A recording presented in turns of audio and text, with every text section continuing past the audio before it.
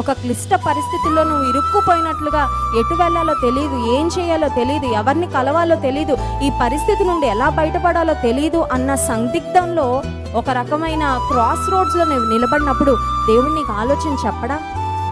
ఖచ్చితంగా నీకు ఆలోచన చెప్తాడు. అయితే మన మనస్సు అను నడుము కట్టుకొని, దేవా నా మనస్సు, నా మానసిక స్థితిగతులు, నా ఆలోచనలు నీ స్వాధీనంలో ఉంచుకో. I don't want to be controlled by this world. ఈ ప్రపంచాన్ని బట్టి, ప్రపంచ స్థితిగతులను బట్టి అందరూ ఎలా వెళ్తున్నారో, అందరూ ఎలా ఆలోచిస్తున్నారో నేనైతే అలా ఆలోచించాలని అనుకోవడం లేదు. నోవహు దినాల్లో అందరూ ఒక రకంగా ఆలోచించారు, నోవహు మాత్రం దైవికంగా ఆలోచించాడు.